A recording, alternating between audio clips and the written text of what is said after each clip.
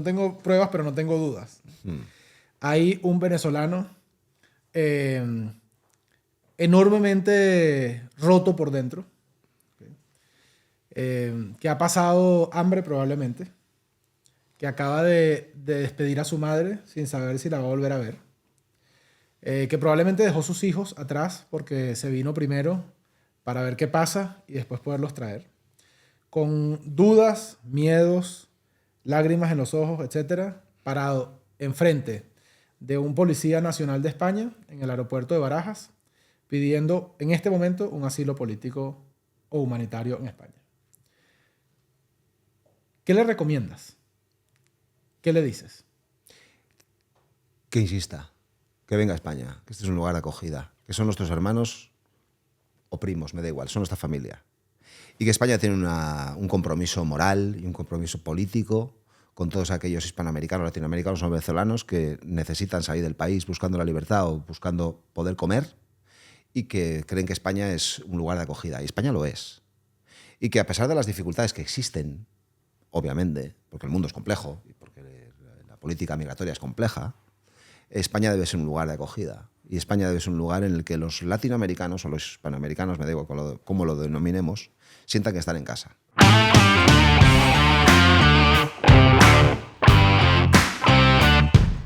Bienvenidos a otro capítulo. Como ven, cambiamos el setting. No estoy seguro de que me guste más. Ya me dirán ustedes. Agradezco sus comentarios.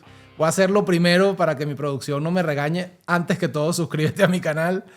Y comenta también si te gusta el nuevo setting, si te gustaba más antes, etc. ¿no? Bueno, hoy tenemos un programa interesante. Tenemos el honor de tener con nosotros a un político español. Ya lo voy a presentar. De alta categoría, creo un tipo inteligente, por eso es el primer político español que invito a este podcast. No será el último, pero es el primero. Y quiero hablar un poco en un programa dirigido a la relación bilateral de España y América Latina, y España y Venezuela en particular. ¿Qué puede hacer España por la democracia de Venezuela? ¿Tiene que hacer algo? ¿Está obligada a hacer algo o no? Porque también yo creo que nosotros nos hemos convertido un poco en venezolanocéntricos, en el sentido de que el mundo gira en torno a nosotros, el mundo tiene sus problemas. Sin embargo, creo que con España hay una relación particular, hay una relación afectiva, cultural, histórica, migratoria, etcétera, que nos vincula, y este programa está dedicado a eso. Tenemos con nosotros a Borja Semper. Borja Semper es el portavoz nacional, o Semper, ¿no? Semper, lo has dicho muy bien. Es que es valenciano, catalán, ¿de dónde es esto? Pues mira, hay dudas. Vale. La familia sé que no vamos a resolverla hoy. Ya, muy bien, está bien. Pues bueno, Borja es un político de alto nivel en España porque es el portavoz del Partido Popular. El Partido Popular es mayoría en el Congreso, ¿no? O sea, paradójicamente. Bueno, ganamos las elecciones, somos el principal partido de España, aunque eso no permitió que gobernáramos, pero sí. Vamos. El PP, como ustedes saben, partido muy amigo de la democracia de Venezuela, muy consecuente. Lo primero que quiero hacer es agradecerte a ti y al PP en tu cabeza. Muchas gracias. Por el acompañamiento, por la solidez y por la coherencia de tantos años. Yo personalmente he recibido 1000 veces apoyo del PP cuando estuve preso. Fue realmente determinante. Y quiero decir, bueno, voy a empezar por aquí, aunque esta no era la... Cuando yo en Venezuela, para ser presidente o ser ministro o ser gobernador de estado fronterizo, no puedes tener doble nacionalidad. En consecuencia, yo nunca me saqué la nacionalidad española, pese a tener opción a ella por mi familia. Mi familia paterna es vasca y tal. Y bueno, no lo hice por razones políticas en Venezuela. Cuando caí preso, dije, bueno, esto podría ser una buena idea, tener un país que me apoye, ¿no? Entonces, empecé a mover este asunto, ¿no?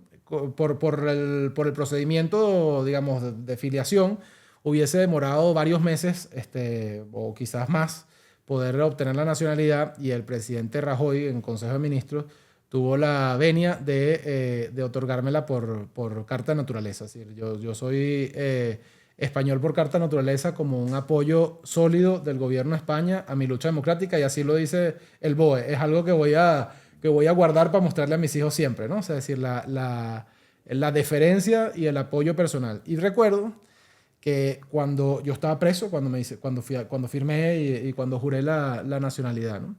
Estaba preso y fue el embajador de España a la cárcel a hacerme la jura, ¿no?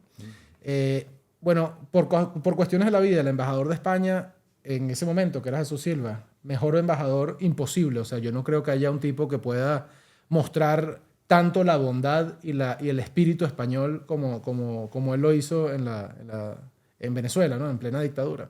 Pero cuando llegó a la cárcel yo me quedé frío, porque el tipo es idéntico. Pero cuando te digo idéntico es que pueden ser hermanos casi gemelos de mi abuelo. No digas. De mi abuelo, el español. O sea, Casualidades de la vida. Y yo te juro que sentí, dije, esta vaina me la tienen que estar mandando, ¿no? O sea, esto tiene que ser una... O sea, yo me sentí como que mi abuelo estaba llegando realmente mi abuelo me Qué bonita crió, historia. sí. Qué bonita historia. Sí, sí. Yo se lo he contado muchas veces a Jesús Silva, con quien o sea, mantuve contacto ahora está en Sudáfrica, creo que es cónsul de España en Sudáfrica.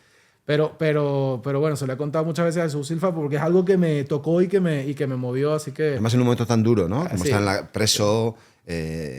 Yo creo que yo prácticamente recibí la nacionalidad española de manos de mi abuelo. Oye, pues es muy bonito, muy bonita historia. Bueno, muchas gracias por estar aquí. No, gracias a ti y a vosotros. Es un honor, de verdad, estar hoy aquí. Tu presentación tan amable, cuando me has descrito, tiene un problema muy serio. Y es que ahora, de cara a la audiencia, vas a quedar desacreditado porque no voy a dar el nivel la expectativa que has generado. Pero bromas aparte, es un honor estar aquí, charlar sobre algo que nos... Bueno, charlar sobre la libertad, en definitiva. Sobre la condición humana, sobre el ser humano en libertad y sobre los vínculos que existen. Antes has hecho un apunte entre España y el conjunto de Hispanoamérica y singular y especialmente algunos países de los que está Venezuela, ¿no? Y este es un tema extraordinariamente importante. Directo. ¿Qué puede hacer España? ¿Qué puede hacer el PP para ayudarnos a la libertad de Venezuela? Bueno, no se puede hacer solo una cosa. Y tampoco se puede hacer solo una cosa en un momento puntual. Esta es una lucha y es una pelea que debe extenderse en el tiempo. Porque al final estamos hablando de principios y de valores que no solo son universales y que requieren además de un esfuerzo continuo, ¿no? La defensa de la libertad. Oiga, yo hago una manifestación, hago una declaración y ya me olvido. Bueno, en cierta manera algo de esto pasa en el mundo actual, ¿no? En el que las noticias, los acontecimientos, las crisis son de usar y tirar y parece que la noticia de hoy tapa la de ayer y la de mañana tapará la de hoy, ¿no? Pero no podemos olvidar que hay determinadas luchas y determinadas reivindicaciones políticas que requieren de una constancia. La primera es la constancia. Y recordarnos siempre que en Venezuela no hay libertad. Y en Venezuela, por lo tanto, hay una dictadura que tiene muchas expresiones. Una muy obvia, la gente pasa hambre. Hay miseria creciente. El régimen lo que está provocando es cada vez más hambre, cada vez más miseria, cada vez más pobreza, por lo tanto desplazados. Y hay una falta de libertad palmaria. Tú eres un ejemplo crítico de esto, ¿no? Por lo tanto, España está interpelada, como cualquier otro país. Pero es que además nosotros tenemos unos vínculos que son muy obvios, como decía antes, con Hispanoamérica en general, pero con Venezuela en particular. Son vínculos culturales, sin duda. Históricos, por supuesto. Económicos también. Hay de todo orden. Y migratorios. Muchos españoles fueron a Venezuela buscando una vida mejor en el pasado. Hoy muchos venezolanos vienen a España buscando también una vida mejor. Por lo tanto, nos interpela directamente. La constancia, la defensa de la libertad. No bajar la guardia. No ser condescendientes con el régimen. Porque está claro que la política de apaciguamiento, si es que podemos llamar todo lo que estamos viendo en los últimos años así, sí, no está dando ningún resultado positivo. El régimen sigue y nada está cambiando en Venezuela, desgraciadamente. Bueno, una de las cosas, España para mí tiene dos cosas críticas, dos roles, ¿no? Distintos, ¿no? Uno es el papel del Estado español como tal, de sus empresas, de su diplomacia, que por cierto, una diplomacia muy potente. O sea, yo no sé si, un dato interesante, pasaporte español es creo que primero o segundo que te da acceso a más países sin necesidad de visa en el planeta, ¿no? La diplomacia española está considerada entre las 10 primeras del planeta Tierra por su capilaridad, o sea, por el número de embajadas y consulados, tanto como su influencia cultural. Y mientras España va decayendo en su posición económica mundial, ¿no? O sea, es decir, España hace quizás 15 años era la 9ª economía del mundo o la 10ª economía del mundo, hoy es la 15. Eso no es así de forma cultural. La mayoría de los rankings de influencia cultural de países dan a España entre los primeros 10 o así, de países más influyentes del mundo, a veces entre los primeros 5. Pero bueno, o sea, eso tiene un poder. O sea, España tiene en sí mismo una acción exterior propia que influye sobre Venezuela. Pero luego está el papel de España en Europa, ¿no? Y es donde yo creo que España ha sido más ambigua. O sea, España, dependiendo de quién gobierne y dependiendo de intereses económicos de los que hablaremos en minutos, pero ha sido más ambigua. A veces es muy dura en Europa y promueve en Europa mucha firmeza contra Nicolás Maduro y su régimen, y en otras oportunidades juega un poco a la diplomacia, vamos a tratar de ser mediadores y a ponerse en una posición un poco equidistante, ¿no? ¿Qué opinas de eso? Bueno, la diplomacia no tiene que ser condescendiente. Sí. No tiene que ser, no, la política diplomática a veces es para mantenerte en una posición firme, dura, exigente, y otras veces la diplomacia tiene una... Pero de lo que estamos hablando es de que los canales que nos permite la diplomacia, esos vínculos internacionales, influir en los países en los que creemos que se puede influir o se debe de influir. En beneficio propio, sin duda. Este es el objetivo principal de las políticas diplomáticas de cada país, que defiende los intereses del país. Lo que sucede que, como decíamos antes, en el conjunto de Hispanoamérica hay otros componentes, hay otros elementos en juego. Y en Europa España tiene un papel determinante que jugar, pero real, tangible. Podemos ser y debemos de ser el puente con Latinoamérica. Sí. España, Lo son, ¿no? En cierta medida, pero... hemos perdido esa Sí, posición. pero también, sí. Se ha ido deteriorando en las últimas décadas, probablemente. La influencia en positivo de España en Latinoamérica, con todas las dificultades que tiene también Latinoamérica y muchos países de Latinoamérica gobernados también por populismos de extremistas, esto dificulta también la política internacional, pero yo tengo la sensación, tenemos el convencimiento de que España ha perdido posiciones de influencia en Latinoamérica. La económica es la más obvia, hay otros países europeos que han aprovechado esas circunstancias, pero yo también tengo serias dudas de si culturalmente, en términos positivos, hemos perdido también, o seguimos generando una influencia positiva. Tengo hoy serias dudas. Sí. Tú sabes que yo creo que no hay, la sangre llama, ¿no? O sea, y eso opera para las familias y opera para los países, ¿no? O sea, es decir, la influencia el vínculo con España es algo que no se rompe circunstancialmente, ¿no? Probablemente sea embargo, independiente, sí, efectivamente, del gobierno, sea cual sea el color del gobierno, ese vínculo, como es emocional. Sí, sí. Como es cultural, como tiene unas hondas raíces, no se puede romper de la y, noche a la mañana. Y para ser muy justos, o sea, actualmente el gobierno de España tiene enormes vínculos con América Latina. O sea, es decir, no es que el PP tiene más vínculos con América Latina que el PSOE. Lo que pasa es que tiene vínculos con sectores distintos, ¿no? O sea, pero la relación es tan capilar que, bueno, tú ves, el PSOE tiene unos vínculos profundísimos con la izquierda latinoamericana, Sí. que, bueno, que es parte de lo que hay. O sea, es decir, el continente es plural, ¿no? Como en algunos casos, menos en el caso de Venezuela, ¿no? Claro, porque esos vínculos, por ejemplo, en el caso de Cuba. Venezuela, ¿para qué lo utilizas? Sí. ¿Para cambiar las cosas? No, ¿Para no. ayudar al cambio? ¿Ayudar a ensanchar los espacios de libertad? ¿O para apuntalar, indirectamente al menos, por ser bueno, para apuntalar un régimen? ¿Para qué utilizas tu influencia? ¿Para qué utilizas esa relación? A mí que Nicolás Maduro reciba al presidente del gobierno o a un ministro me resulta absolutamente irrelevante si eso sirve para apuntalar el régimen. Bueno, en este país, mientras estaban sancionados los altos funcionarios del gobierno venezolano, de la dictadura venezolana, sancionados por Europa, sanciones promovidas además por España. O sea, imagínate la incongruencia. Se recibió a Delcy Rodríguez en situaciones muy poco claras, ¿no? Que aún se están absolutamente investigando oscuras. oficialmente. Sí. Absolutamente oscuras. Este es uno de los ejemplos quizás que reflejan también el estado de la cosa política en España. En términos domésticos, sí, pero también en nuestra relación y los intereses que existen opacos y oscuros. Y yo no me atreveré a definirlos porque, como son opacos y oscuros, no tengo pruebas, pero sí da la sensación de que existen unos intereses opacos y oscuros en términos económicos con el régimen. La visita y la presencia de la vicepresidenta Delcy Rodríguez en España, en Barajas, estuvo rodeada de mucha oscuridad, de cambios de criterio y de cambios de explicación por parte del propio gobierno, de cambios de versiones sobre si Delcy Rodríguez había pisado suelo español o no, si había entrado en la sala de autoridades, para qué vino, lo sabía el presidente del gobierno, al principio nos dijeron que no, luego subimos que sí, lo sabía un ministro, es decir, todo una cortina de humo para no explicarnos con transparencia por qué aterrizó Delcy Rodríguez en España sin poder hacerlo, por qué pisó suelo español y para qué. ¿Qué llevaba Delcy Rodríguez en ese avión? ¿Qué intereses venía a zanjar, económicos o de cualquier otra orden? Y esto no ha sido resuelto. Esto pasa en una democracia consolidada como la española, en el seno de la europea. Con lo cual, y con una sanción europea vigente. Claro. Esto, ¿no? O sea, es decir, aquí, y luego la excusa es que estuvo en un lugar del aeropuerto que no se puede considerar territorio español, cosa que es un technicality ridículo. Absurdo, ¿no? Absurdo. Y esa comunicación directa con un ministro del Reino de España, aterrizo, no aterrizo, voy, vengo, el presidente del gobierno que lo sabía. ¿Qué broma es esta? Tú has mencionado los intereses económicos.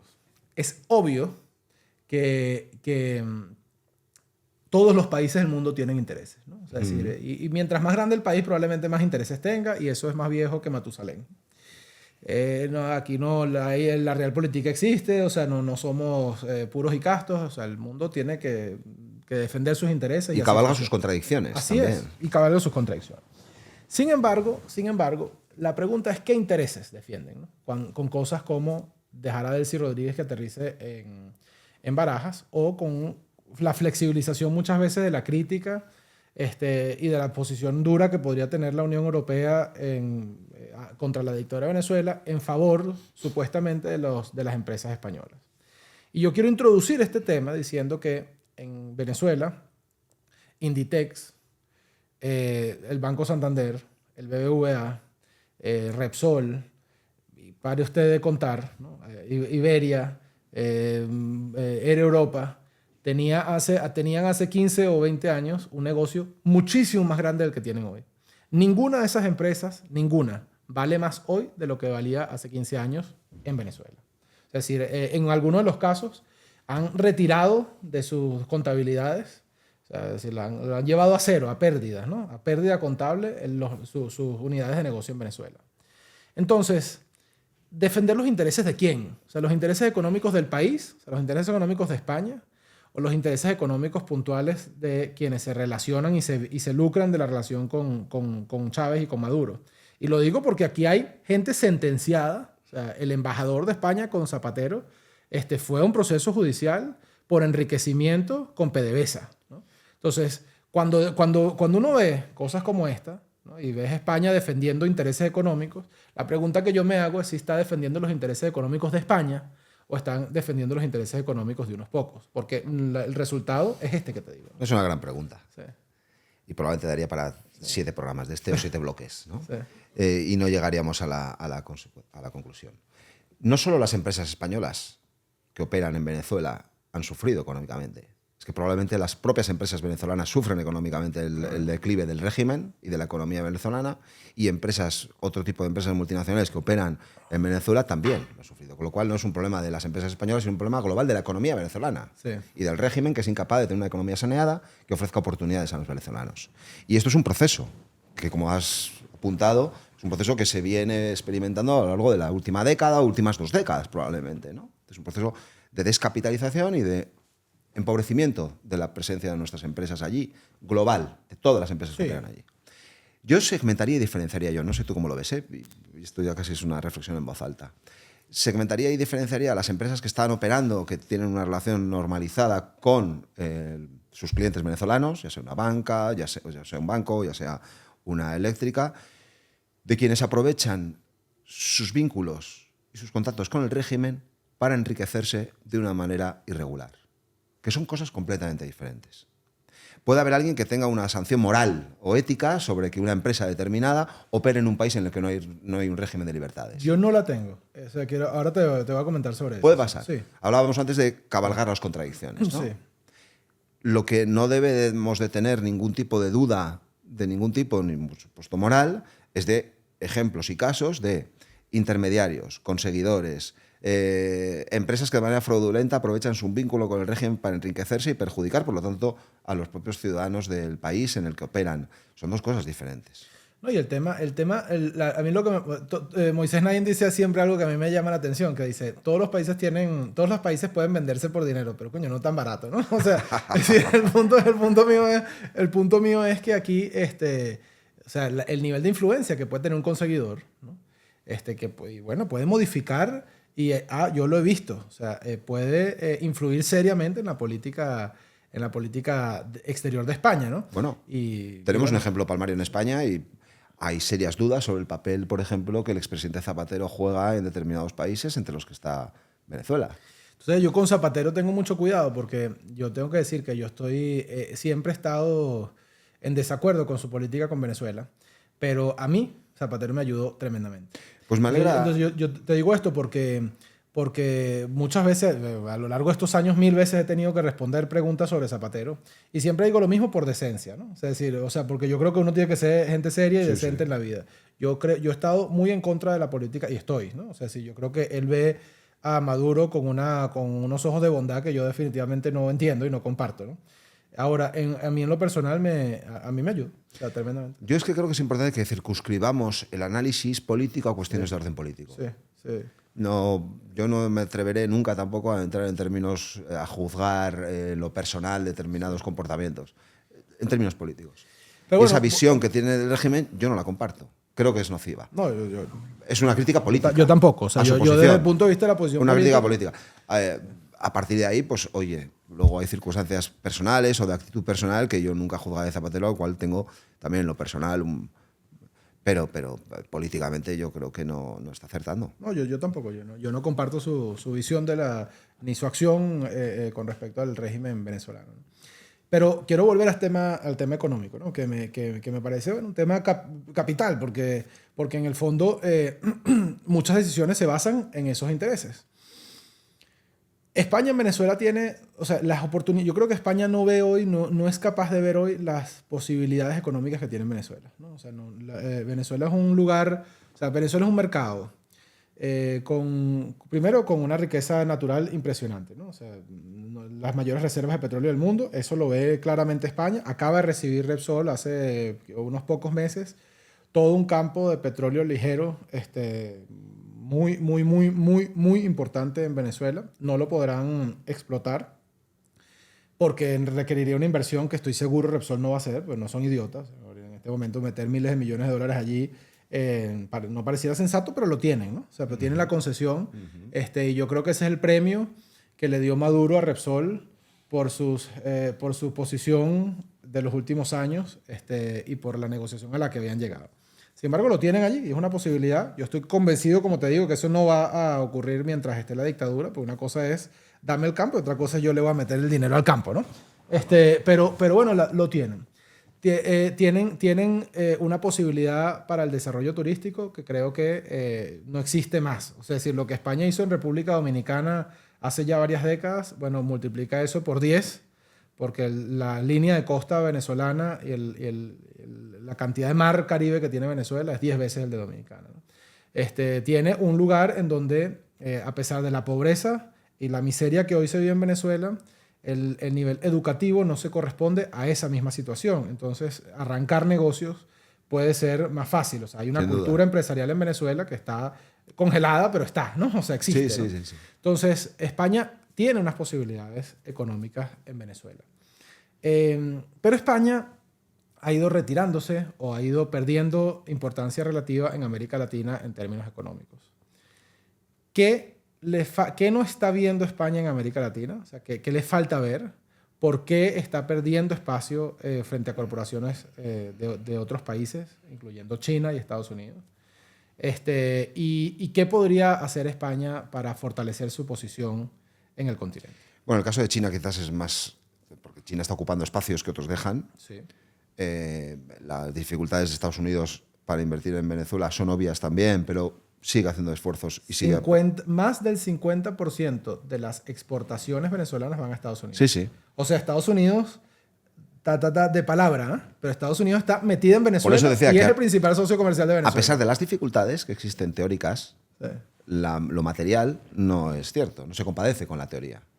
El principal problema que tiene cualquier empresa globalizada para invertir en países como Venezuela es la inestabilidad y la inseguridad jurídica. Sí. Y la corrupción, Sí. que está muy relacionada con las otras dos. Claro, si tú tienes una posibilidad de invertir o una expectativa, mejor dicho, de invertir miles de millones de dólares o el dinero que sea en un país en el que no sabes el horizonte jurídico o político inmediato a medio plazo, ¿cuál es? Obviamente esto expulsa a las inversiones. Por lo tanto, yo no sé tanto si la pregunta es ¿qué debemos hacer para mejorar nuestra presencia en Venezuela? O al revés. Venezuela para atraer Ese potencial que tiene Venezuela, ¿qué se puede hacer para que lo exprima y para que lo explote? Y todo nos lleva al mismo punto de partida. Y es que este es un régimen que es imposible de generar condiciones y generar riqueza. porque es imposible que genere atractivo en el país si la corrupción, la inseguridad jurídica y por lo tanto la inestabilidad política son marca de la casa. Lo decíamos en un programa anterior, que el problema de Venezuela es económico. O sea, tú le preguntas hoy a cualquier venezolano, su prioridad es la economía. Pero el problema económico de Venezuela es político. O sea, Claro. el problema de Venezuela se reduce a que tenemos un régimen que no es capaz de atraer esas inversiones. Que Bueno, es un régimen que ha colonizado no solo las instituciones, ha colonizado la economía. Es una economía absolutamente intervenida en la que no existe seguridad jurídica y por lo tanto las empresas viven al albur de las decisiones de los mandatarios del país. Luego hay quien agrega que el problema político es educativo. Pues ya eso es harina de otro costal. Pero eso nos lleva a una tercera pregunta que te quiero hacer. Y es, España es un país, a mí me encanta España. Yo soy un enamorado de España, realmente. Te lo digo yo siempre he querido mucho a España por mi familia y tal, pero yo desde que vivo aquí, y especialmente en los últimos años, pues no siempre me sentía así. Tuve mi proceso de adaptación, de rebeldía, de por qué estoy aquí, no puedo regresar a Venezuela. Tuve mis años de rebeldía porque las cosas se hacen así, porque España es tan lento, porque la gente no tiene las mismas aspiraciones. O sea, todas las cosas que un inmigrante tiene cuando llega. Pero pasado ese periodo, te puedo decir que me siento feliz en España. O sea, y lo digo sin ningún temor. Yo amo España. O sea, esto es un país que yo amo y quiero genuinamente. Y creo que España puede competir con cualquiera. O sea, yo he vivido en Estados Unidos, yo hice mi maestría en Estados Unidos. Yo creo que España es más desarrollado que Estados Unidos. No, Estados Unidos es más desarrollado que España, pero España es más civilizado. Es decir, aquí hay un tema humano y una civilización que puede ser capaz de atraer cualquier cosa, ¿no? PhDs, doctorados, premios Nobel, grandes empresarios pueden venir a España con preferencia, de América Latina me refiero, ¿no? Pueden venir a España con preferencia. Y yo creo que España tiene un interés en atraer esa migración, ¿no? Y atraer la migración más capacitada, más profesional, etc. En lugar de la otra migración, que es una migración humanitaria, que respeto, valoro, apoyo. Yo soy como la quinta generación de migrantes en mi vida. O sea, nadie más que yo apoya eso. Pero bueno, los países tienen límites, ¿no? Los países tienen límites. En este momento, ¿cuántos venezolanos hay? Cientos de miles. ¿Cuántos puede recibir España sin que se convierta en un problema social? O sea, ¿cuál es el límite de España de recibir migración? Yo es que creo que la inmigración latinoamericana, o por vamos a circunscribirla a venezolana, no tiene ningún impacto social negativo. Por una serie de factores y por una serie de elementos que se explican muy fácilmente. La lengua es uno de ellos. Hablamos la misma lengua y eso facilita la integración de una manera extraordinariamente notable. De hecho, ni tan siquiera hablaría en términos de integración. La cultura. Tenemos rasgos que nos unen, que son absolutamente convergentes entre Venezuela y España, o entre Hispanoamérica en general y España. Son factores determinantes. Hay aspectos vinculados con la cultura, con la tradición, que tienen que ver con la religión. Compartimos valores, valores morales, derivados de la religión, aunque no seas católico, aunque no seas cristiano, bebemos de las mismas fuentes. Y un pasado común, con sus claroscuros, sin duda, pero un pasado común. Es decir, yo me agarro muchas veces a una frase de Lorca, o atribuida a Lorca, que no sé si es de él, pero me parece tan bonita, que dice que el español que no conoce América no conoce España. Y así en su contrario, el latinoamericano, el americano que no conoce España tampoco conoce bien su tierra. Por eso creo que no hay un problema de integración, y lo estamos viendo, singular y especialmente en Madrid. La inmigración latinoamericana, y ahora abro el foco, por estos elementos que antes hablaba, no genera un problema de integración social, en absoluto. Las capas más desfavorecidas, con rentas más bajas, vienen a este país a buscar una vida mejor, a buscar trabajo, a dar oportunidades a sus hijos para que tengan un futuro mejor. Me recuerda mucho a la España obrera de los años 60, 70. Sí.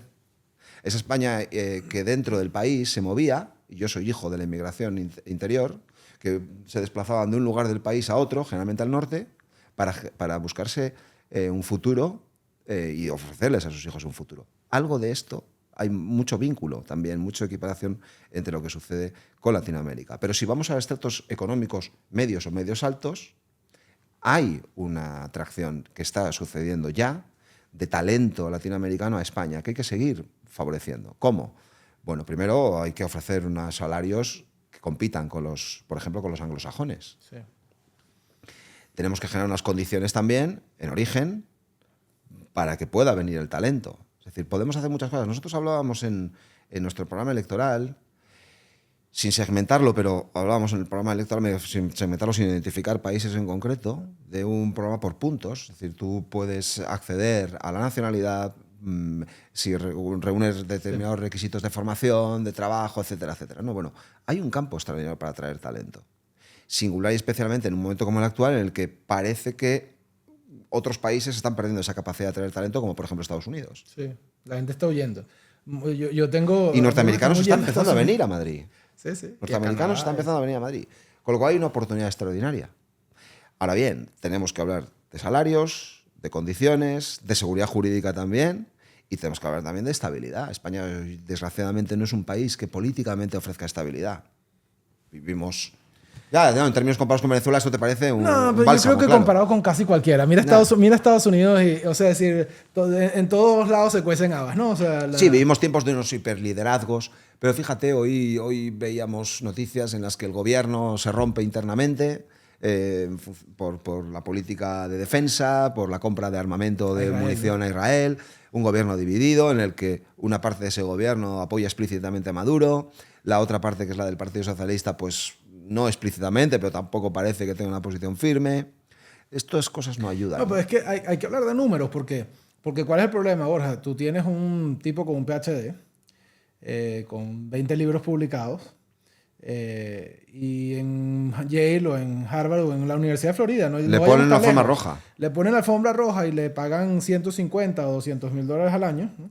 Y cuando llegan aquí se encuentran con que hay una ley que equipara a todas las universidades de España, ¿no? Y que la de Castilla y La Mancha, la de Barcelona y la del País Vasco y la de aquí, todos cobran lo mismo porque es una tabulación tal, y que todos cobran 3.000, ¿no? Es que España tiene un problema con la educación universitaria pública, un problema serio. ¿Serio? Tenemos O sea, una ley orgánica del sistema universitario, la LOSU, que favorece esto que estás diciendo. o sea, tú tienes No premia una la excelencia. economía... No premia la excelencia. España es una economía que es la mitad de Inglaterra.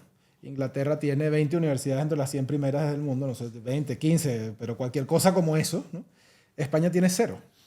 Sí, sí. Entonces ¿por qué? Y ojo, y España invierte en investigación, ¿no? Es uno de los 10 países del mundo con mayor investigación, con mayor presupuesto de investigación, pero no ha sido capaz de mantener un centro educativo de clase mundial como para atraer eso. Yo creo que con esa ley. Estamos atrayendo talento Sí, de rentas altas Sí. a universidades privadas.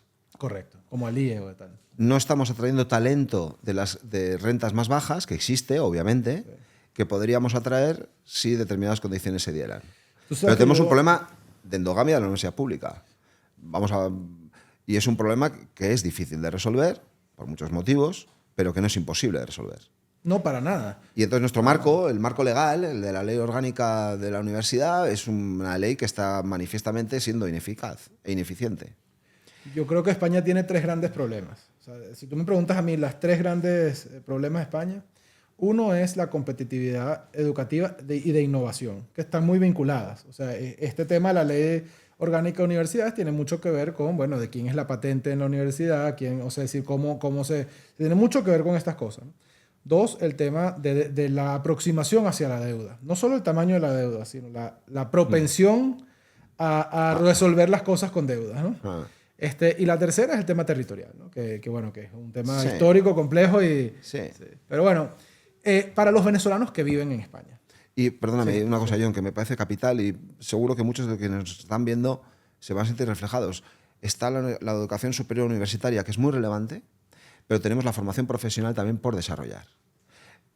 Nosotros estamos hablando de un modelo, yo vengo del País Vasco, donde este modelo funciona, que es una formación profesional dual, es decir, tú mientras estudias un oficio o un trabajo, también trabajas en una empresa y te estás formando. La empresa forma a los trabajadores, pero a su vez también esos trabajadores cuando terminan, esos estudiantes cuando terminan su proceso formativo, tienen un acceso ya directo, son absorbidos por la empresa. Necesitamos mano de obra cualificada. No existe en España mano de obra cualificada. No tenemos... para la construcción, para cualquiera de las verticales que existen, mano de obra cualificada, que está siendo remunerada con altos o sea, con unos salarios altos. Sí, ¿eh? sí, claro, como más que Y profesionales. necesitamos, porque en 2 años tú puedes formar chicos y chicas que son absorbidos por el mercado.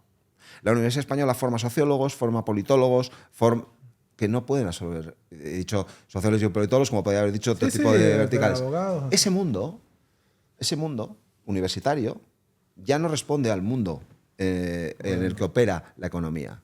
Por lo tanto, la universidad, que durante décadas ha sido un elemento de ascensor social, de permitir progreso, porque dotaba de herramientas a los licenciados para que pudieran forjarse una vida, hoy estamos condenados, esos chicos y chicas, o al paro o a trabajar en sectores para los que no están formados. Con lo cual, la formación profesional es fundamental desarrollarla.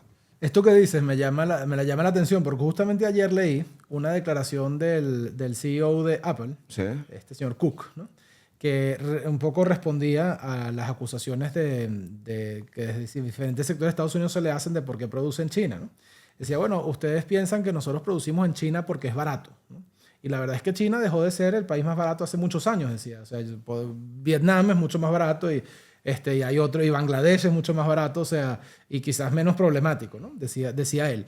Sin embargo, nuestras fábricas requieren un tipo de capacidad técnica, ¿no? Que es eso que tú dices, que no existe en Estados Unidos. Decía. Claro, es que los chicos en China, los niños estudian programación básica. Sí. Él decía, Programación básica. Podemos llenar, en China, los técnicos necesitamos, podemos llenar 2 estadios, decía. En Estados Unidos probablemente cabríamos en este salón de hotel. Ese fue el símil que hizo el tipo. Pues ¿no? podríamos aplicarlo a España también. Sí, es interesantísimo, o sea, porque eso que tú dices es verdad. El mundo cambió y las carreras tradicionales no necesariamente son las carreras que tienen una salida al mercado Yo soy de laboral. una generación en la que estudiar una carrera universitaria era evidencia de progreso y de éxito. Mis padres no habían estudiado una carrera universitaria y su obsesión era que sus hijos pudiéramos tener una carrera universitaria. Pero eso es la España de los años 80. Sí. Hoy ha cambiado no solo España, sino el mundo. Con lo cual, la obsesión que tenían... Es raro que tu entorno social no sean todos licenciados. Sí. Pero es raro que todos estén trabajando. En cambio, tú vas a la generación que hoy tiene 15, 16 años y dices, ¿qué quieres estudiar?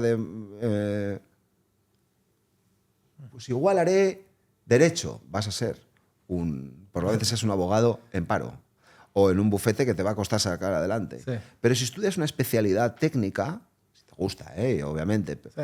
lo que hay que quitar es el estigma de que el que sirve para estudiar va a la universidad y el que no sirve va a la formación profesional. No, al contrario. Hay mucho talento desaprovechado en la universidad que hubiera sido mucho mejor aprovechado en estudios con alta cualificación técnica. Hablamos desde las nuevas tecnologías, desde la digitalización, inteligencia artificial, programación básica, etcétera, etcétera, o cuestiones técnicas audiovisuales, o el mundo de la construcción, o el mundo de los cuidados y la asistencia sanitaria.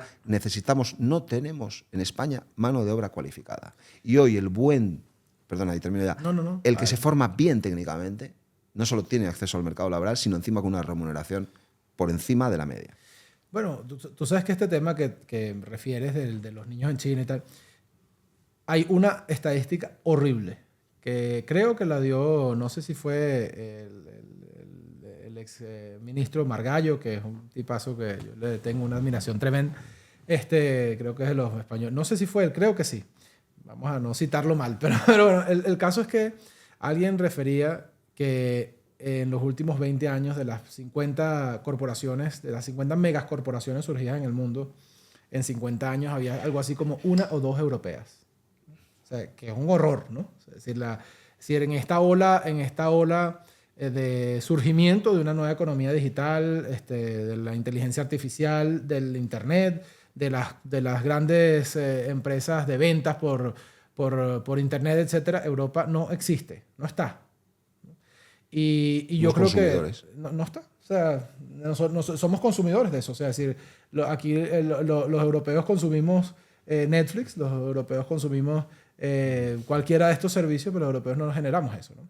Entonces, ¿qué se espera para la economía? O sea, ¿qué puede esperar un chico de 20 años que está saliendo hoy o que está en la Universidad Española hoy y que tiene una aspiración de vida tan alta como la de los americanos o la de los asiáticos, etcétera, pero que bueno, hay un continente que pareciera que en esta nueva ola económica se está quedando atrás. Bueno, el propio continente, la propia Unión Europea, las instituciones europeas ya han abierto un proceso de reflexión también. Reflexión suena algo muy lento y muy largo, ¿no? Sí. Pero es algo más corto en el tiempo. ¿Qué quiere representar Europa en este mundo que acabas de describir?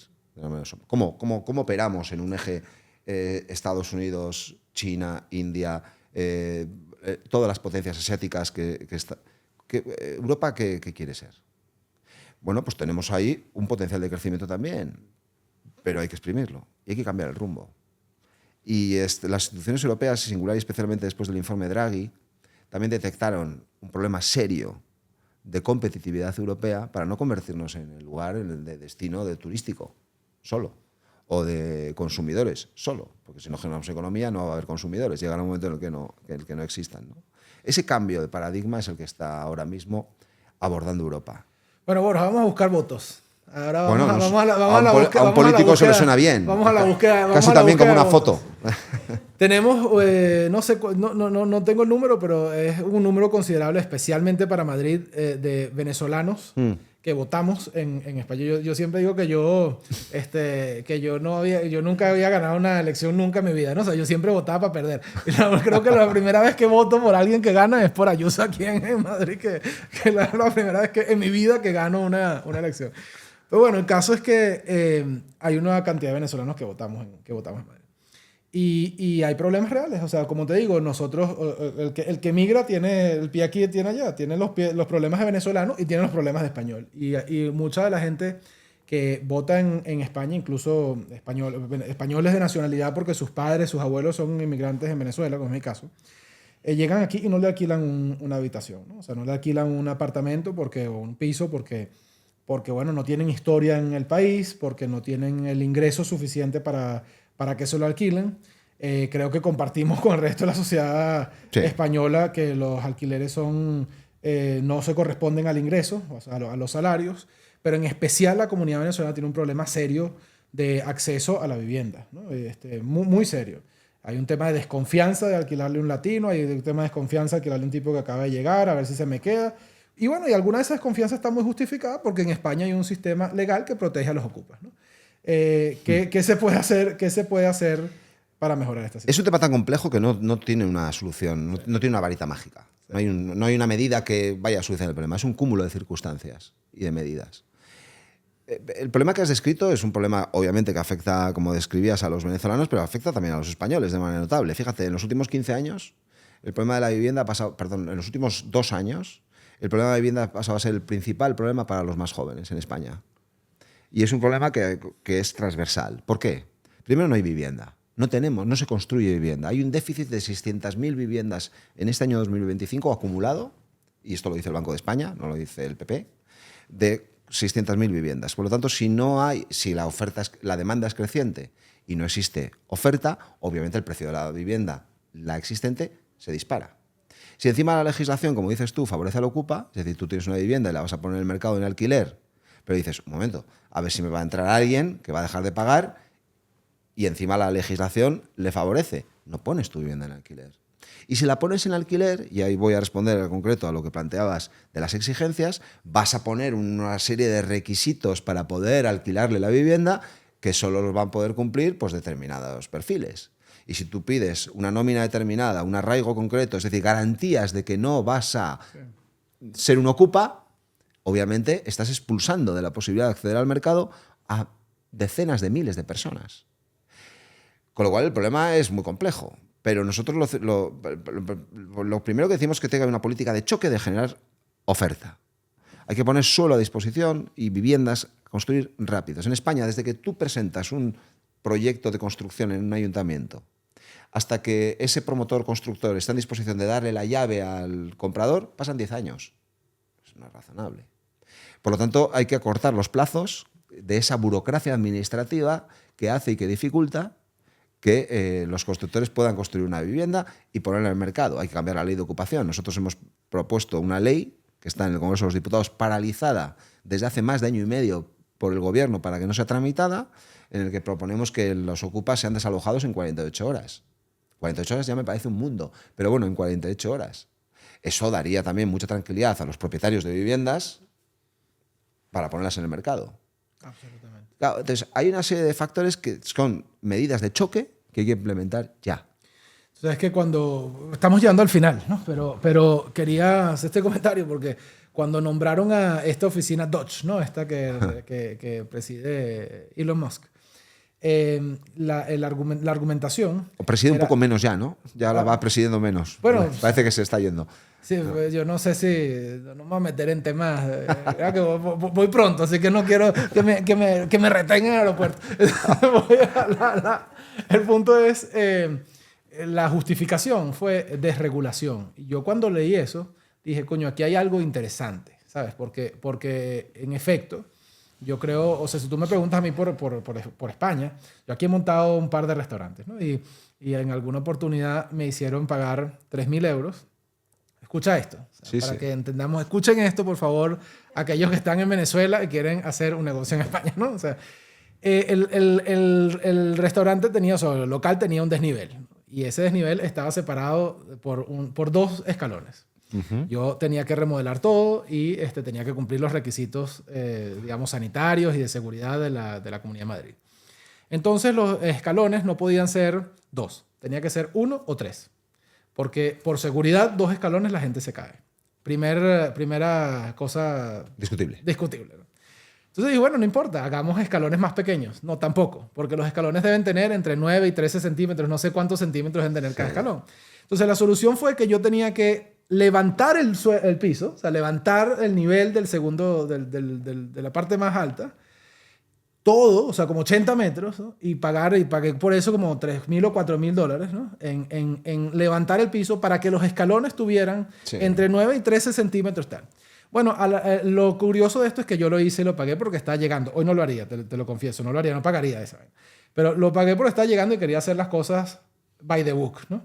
Bueno, nunca en la vida fueron a medir los escalones, ¿no? O sea, si yo perdí la plata, porque obviamente eso es un dinero que nunca me iba a retornar el negocio, pues el negocio no tiene, o sea, eso no genera la más mínima productividad, ¿no? Entonces, el tema de la regulación, o sea, yo estoy de acuerdo con la salud pública, estoy de acuerdo con la educación pública. Creo que eso es lo que hace a España y a Europa más civilizado que países más ricos. O sea, nadie discute eso. O sea, nadie está discutiendo que la gente tenga una pensión. Pero es la ridiculez con la que abordan la economía desde el punto de vista regulatorio es inmenso. Y creo que el PP tiene un Sí, y eso que estás hablando de un territorio que es la Comunidad de Madrid, donde más facilidades se ponen al emprendedor y al empresario, donde menos regulación existe y donde menos trabas, por tanto, existen.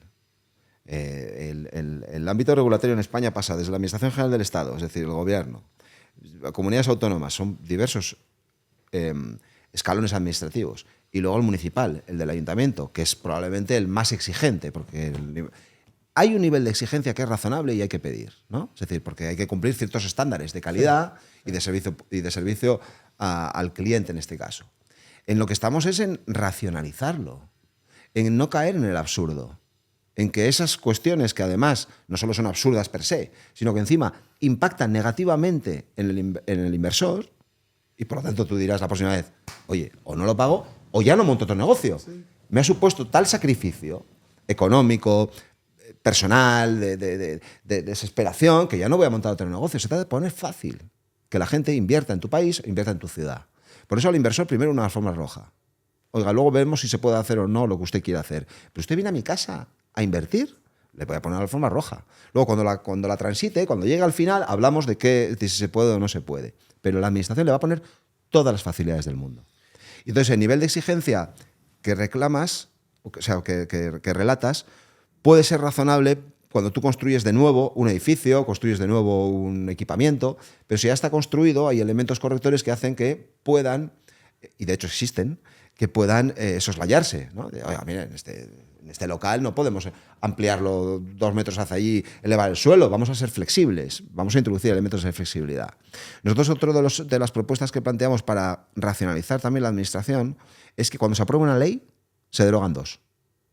Es decir, esta hiperregulación en la que ya no sabemos a qué atenernos, una ley te remite a un decreto, el decreto te remite a una ley, luego está la administración local, luego está la autonómica, luego los plazos son eternos, el funcionario de turno tiene 6 meses para responder. Hablamos también de silencio administrativo positivo. Si la administración no te responde en un plazo determinado, se da que la respuesta es positiva. No puedes tener un proyecto empantanado paralizado 10 años, sí. meses. Sí.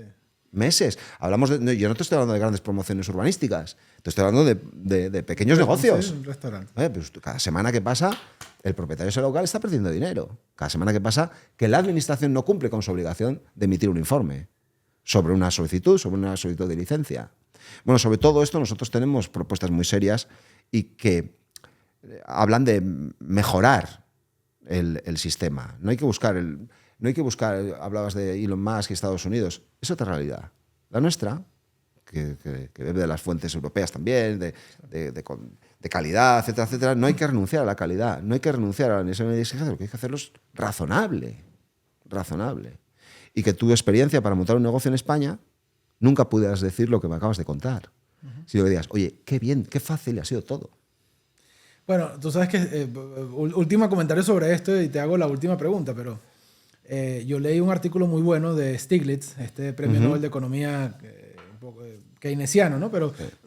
Pero él decía, eso fue durante la pandemia, así que el problema de Europa, el problema económico de Europa era la obsesión con la seguridad. O sea, era el ver la economía no en términos de potencialidad, no en términos de ver cómo hacemos que las cosas pasen, sino cómo evitamos que las desgracias ocurran, ¿no? Y yo creo que hay mucho de eso en el... No vamos a enmendar un premio Nobel, ¿no? Bueno, no, a Stiglitz se le pueden enmendar algunas cosas. Sí, pero... Yo no, pero hay quien las enmienda, ¿no? Hay otros premios Nobel que lo enmiendan. Pero el debate sí es interesante. Es interesante. Mira, quiero cerrar de esta manera. En este momento, mientras tú y yo hablamos, no lo sé a ciencia cierta, pero no tengo pruebas, pero no tengo dudas. Hay un venezolano